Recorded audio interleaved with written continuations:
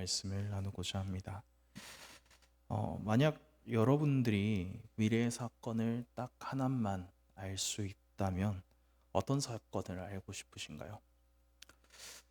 아마 많은 분들이 로또 번호를 좀 알고 싶지 않을까 하는 그런 생각을 합니다. 실제로 제 주변에 이런 질문을 하면 그렇게 대답하시는 분들이 꽤 많이 있었습니다.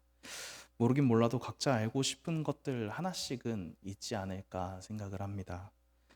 저는 개인적으로 이번에 한번 생각을 해보니까 언제 예수님께서 재림하시는지가 참 궁금했습니다. 이것만 알아도 제 삶의 많은 부분들이 바뀌지 않을까라는 생각이 들었기 때문입니다. 이처럼 우리가 미래를 알 수 있다면 어떨까요? 우리가 미래를 알게 된다면 아마 올바른 선택만을 하려고 할 것입니다. 아니, 모든 선택이 올바를 것입니다. 그 모든 선택에 후회가 없을 것입니다.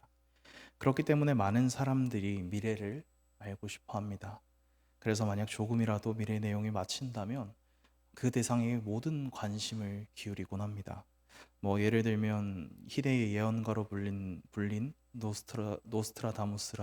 노스트라다무스가 그랬고, 마야의 달력이 그랬으며, 남아공 월드컵 당시 승자를 맞추던 문어도 그랬습니다. 그리고 지금은 인도의 소년이 참 많이 주목을 받고 있습니다. 하지만 많은 사람들이 원하는 미래에 대한 이 지식은 사실 그렇게 중요한 내용들이 아닙니다. 누가 언제 죽고 어디서 전쟁이 일어나며 어떤 질병이 돌고 그 질병이 언제 끝나며 축구에서 어느 팀이 이기고 누군가에게는 이 모든 내용들이 참 중요한 내용일 수도 있지만 사실상 우리 인생 전체를 놓고 본다면 아주 일부분에 지나지 않는, 그러니까 그렇게 중요한 내용들은 아니라는 것입니다. 그렇다면 우리에게 중요한 미래의 사건, 우리가 꼭 알고 기억해야만 하는 그 사건은 무엇일까요?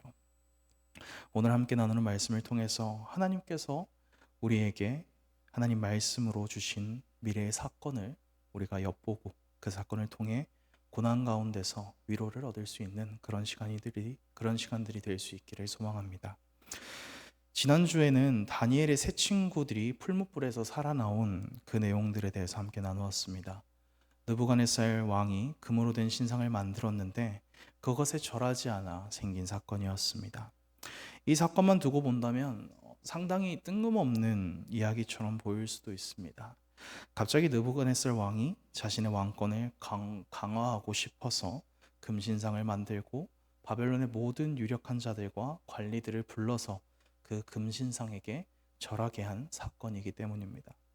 과거의 왕들이야 자신의 왕권을 강화하기 위한 여러 가지 정책들을 자주 펼치기는 했지만 나름 그런 정책을 펼치는 그 이유들이 존재했었습니다. 예를 들어서 자신의 왕권을 위협하는 반란 세력을 보게 된다든지, 아니면 자신이 정당하지 않은 방법이나 어렵게 왕권을 차지했다든지 하는 이런 이유 때문에 왕권 강화라는 정책을 시행하게 됩니다. 하지만 느부갓네살 왕은 이런 상황에 속한 사람이 아니었습니다. 이미 그의 나라는 그 근처 모든 나라 중에서 가장 강력한 나라라고 칭송을 받았고, 그 누구도 그 왕권에 대해 의문을 제기하지 않았습니다. 그렇다면 느부갓네살 왕이 어떤 이유로 금신상을 만들고 모든 관리들을 신상에게 절하게 한 것일까요? 이 장의 내용을 살펴보면 그 이유를 발견할 수 있는데요. 다니엘서 2장에 나타나 있는 느부갓네살 왕이 꾼 꿈 때문이었습니다. 느부갓네살 왕은 바벨론을 다스린 지 2년째 되는 해에 한 가지 꿈을 꾸게 됩니다. 2장 1절의 말씀을 보시면 느부갓네살이 꿈을 꾸고 그로 말미암아 마음이 번민하여 잠을 이루지 못한지라 라고 성경은 말하고 있습니다. 느부갓네살 왕이 꾼 꿈으로 인해 불안감을 느꼈다라는 것입니다. 왜냐하면 꿈을 꾸긴 했는데 별로 좋지 못한 꿈이라는 것도 알겠는데 그 내용이 정확히 기억이 나지 않았던 것입니다. 그래서 느부갓네살 왕은 왕국에 있는 박수와 술객, 술사들을 불러 꿈을 해몽할 것을 요구합니다. 하지만 아무도 해몽은커녕 느부갓네살 왕의 꿈이 무엇이었는지조차 알아내지 못합니다. 결국 다니엘이 느부갓네살 왕의 꿈을 알아내게 되고 그 내용을 해몽해 주게 되는데요. 느부갓네살 왕이 꾼 꿈은 머리가 순금, 가슴과 두 팔은 은, 배와 넓적 다리는 놋, 종아리와 발은 쇠로 된 한 신상에 관한 꿈이었습니다. 그리고 손대지 않은 한 돌이 굴러와 그 신상 전체를 파괴하고 이 돌이 점점 커지더니 큰 산을 이루고 온 세계를 가득 채웠다라는 그런 내용의 꿈이었습니다. 간략하게 말하자면 느부갓네살 왕이 꾼 이 꿈은 예수님의 초림부터 재림 때까지 일어난 일을 순식간에 보여주신 환상이라고 할 수 있습니다. 즉 예수 그리스도께서 로마 시대 때 오셔서 십자가의 죽음과 부활 가운데 영원한 하나님 나라를 출범시키시고 재림 때 그 나라가 온 세상을 가득 채우며 완성되는 그 모습들을 한순간에 보여주신 것입니다. 하나님께서는 다니엘에게 지혜를 주셔서 느부갓네살 왕의 꿈을 해석하게 하시는데요. 다니엘은 이 꿈이 하나님께서 영원히 망하지도 쇠락하지도 않는 나라를 세우실 것인데 이 나라가 다른 인간 제국들을 멸망시키실 것이라는 그 꿈의 해석을 느부갓네살 왕에게 알려주게 됩니다. 자신이 답답했던 그 문제를 해결해 준 다니엘의 이 말에 느부갓네살 왕은 하나님을 찬양하게 됩니다. 2장 47절의 말씀입니다. 왕이 대답하여 다니엘에게 이르되 너희 하나님은 참으로 모든 신들의 신이시요 모든 왕의 주제시로다. 내가 능히 이 은밀한 것을 나타내었으니 내 하나님은 또 은밀한 것을 나타내시는 이시로다. 그런데 느부갓네살 왕이 이렇게 하나님을 찬양하고 바로 다음에 한 일이 바로 금신상을 만든 일이었습니다. 성경에는 나타나 있지 않지만 느부갓네살 왕은 자신의 꿈을 통해 얻은 그 예언을 막고자 한 것 같습니다. 자신의 나라 바벨론이 망하지 않기를 바랬던 것이죠. 그래서 각 부위가 다른 재질로 된 신상이 아니라 오로지 바벨론을 의미하는 금으로 된 신상을 만들게 한 것입니다. 그리고 바벨론의 모든 유력자들과 모든 관원들을 불러 모아 그 신상에 절하게 한 것이죠. 자신의 힘을 더욱 공고히 하여 다니엘이 해석해 준 꿈처럼 되지 않기 위해서 말입니다. 하지만 그 결과가 어떻습니까? 신상에 절하지 않은 다니엘의 세 친구들을 본보기로 풀무불에 던져 넣었지만 하나님께서는 그들을 지키심으로 느부갓네살 왕의 그 발버둥이 아무런 소용이 없는 일임을 분명하게 보여주십니다. 오늘 본문의 말씀인 7장의 환상도 이와 동일한 맥락에서 볼 수 있습니다. 7장에 나타나는 환상은 네 짐승에 관한 환상인데 바벨론의 마지막 왕 벨사살 때에 다니엘이 하나님께 받은 환상입니다.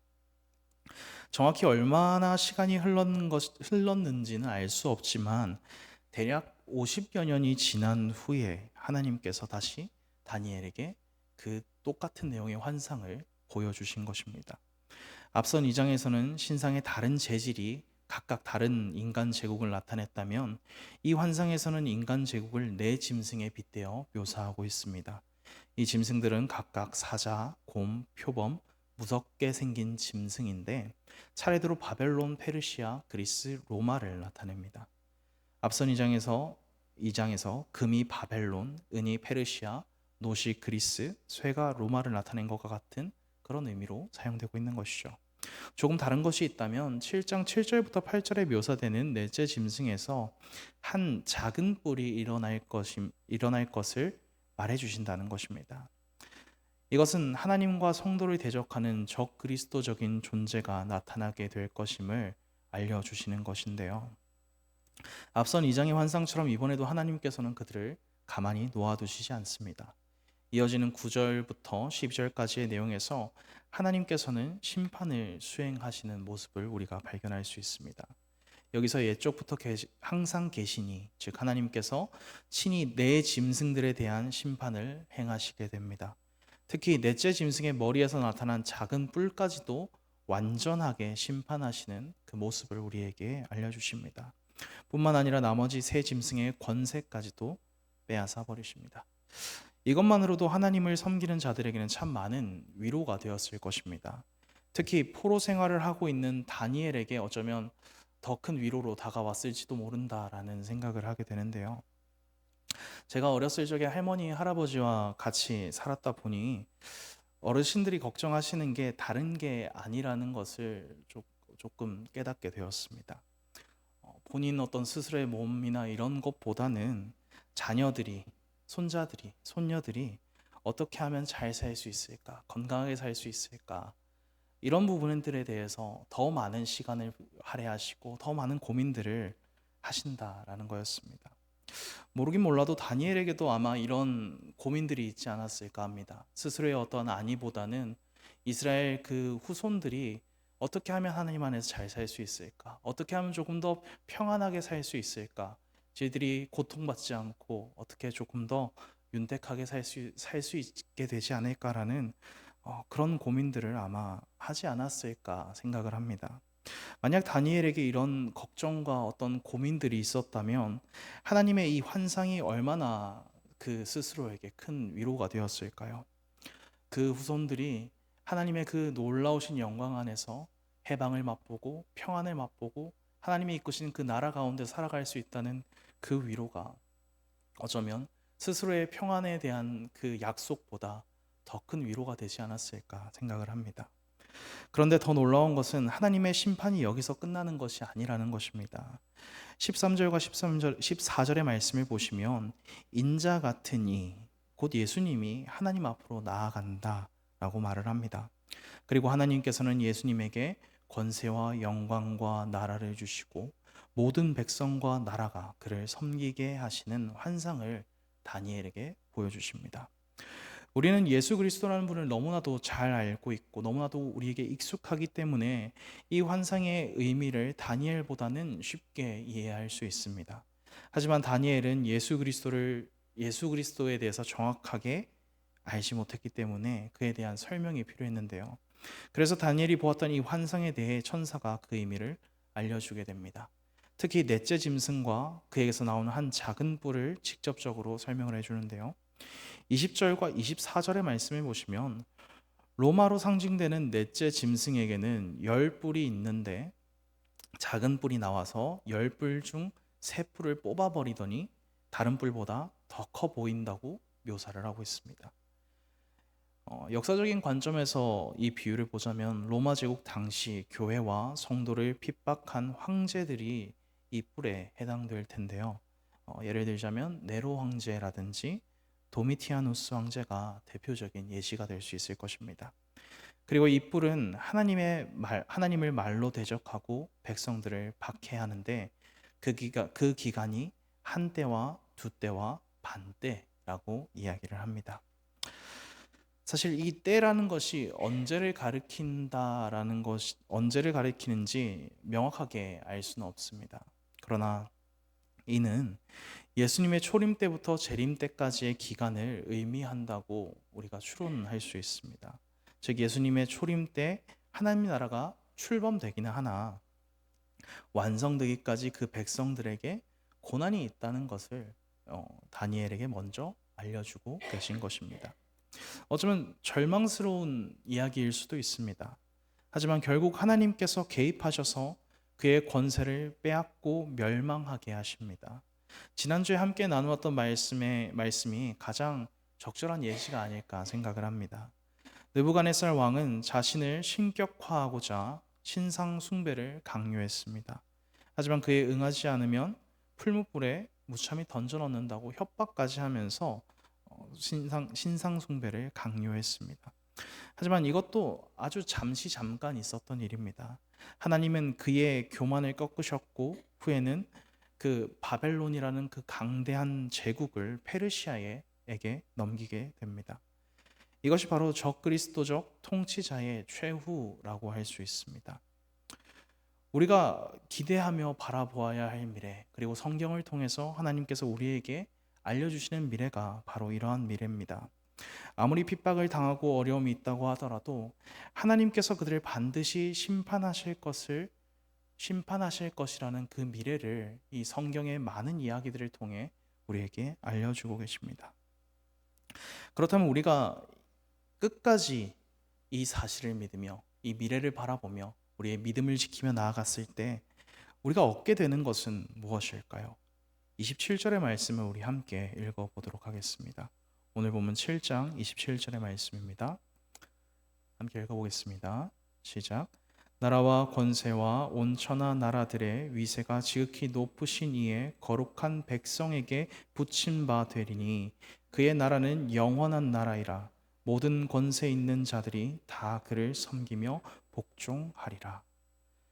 앞선 14절의 말씀에서 나라와 권세가 인자 같으니 이신 예수 그리스도에게 주어졌다라고 나타나 있는데, 27절 뒤에 나오는 이 말씀을 보니까 예수 그리스도만이 그 영광을 누리는 것이 아니라 예수 그리스도께 연합된 성도들, 그러니까 하나님의 그 백성들 또한 하나님께서 예수 그리스도에게 주신 그 복과 영광에 함께 참여하게 될 것을 알려주십니다.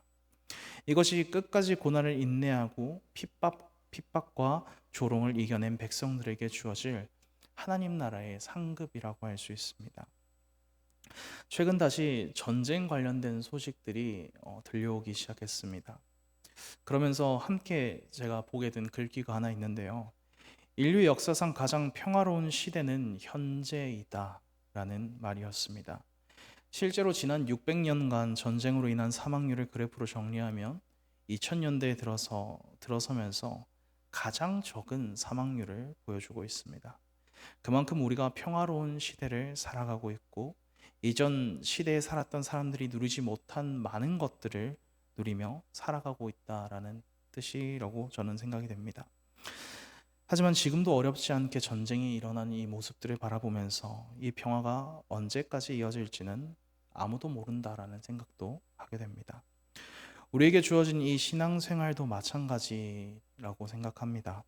지금은 육체적인 핍박보다는 어떤 조롱과 경멸로 받는 핍박이 더 많은 그런 시기를 살아가고 있지만, 언제 또 육체적인 핍박이 압도적인 시대를 살아가게 될지는 아무도 모릅니다. 그러나 어떤 시기가 오더라도, 어떤 핍박과 고난이 우리의 삶을 삼키더라도 하나님께서 이 악한 세상 나라를 심판하실 것을 믿으며 나아가시기를 바랍니다. 만약 그 길이 너무 괴롭고 힘들다면 마지막에 예수 그리스도와 함께 누리게 될 그 복과 그 영광이 이 힘든 시간에 걸어가는 우리에게 위로가 될 수 있기를 원합니다. 성경의 장르를 보시면 예언서에 해당하는 책들이 있습니다. 흔히 선지서라고 부르는 책들이죠. 어떤 책들은 가까이 일어날 미래의 일을 기록하고 있고, 또 어떤 책들은 그 예언이 주어진 시점부터 먼 미래에 일어나게 될 일들을 우리에게 알려줍니다. 그것이 1차적으로 그 예언을 받은 자들에게 주어진 내용일 것입니다. 그렇다면 이미 그 예언이 다 이루어진 시대를 살아가고 있는 우리에게는 어떤 의미로 그 이야기들이 다가오게 될까요? 어떤 어려움이든지 어떤 고난과 핍박이 있든지 하나님께서 결국 승리하심을 우리에게 알려주게 됩니다. 그리고 더 나아가 하나님 나라의 관점에서 이야기를 하자면 하나님 나라의 완성과 승리가 이미 확정되어 있음을 우리에게 보여주는 것입니다. 고통의 시간은 잠시이고 곧 영광스러운 승리를 얻게 될 것임을 알려줍니다. 지금 우리가 살아가고 있는 이 시대를 이미, 그러나 아직이라고 표현을 합니다. 이미 하나님께서 예수 그리스도를 통하여 하나님 나라를 출범시키셨지만 아직 그 나라가 완전하게 우리에게 임하지 않았다라는 것입니다. 그렇게 우리는 이 땅 어디에 있든지 체류자이고 방랑자이고 나그네입니다. 여전히 핍박과 그로 인한 환난을 경험하게 됩니다. 그럼에도 최후 승리를 기억하시며 마지막까지 믿음을 지키며 나아가는 우리 모두가 될 수 있기를 간절히 소원합니다. 그리고 우리의 그 믿음이 우리 다음 세대 아이들에게 잘 이어져서 끝까지 그 믿음 지키며 하나님 만나는 그날까지 담대히 살아갈 수 있는 그런 자녀들로 자라날 수 있기를 간절히 소원합니다. 우리 오늘 이 시간 함께 기도하며 나아가도록 하겠습니다.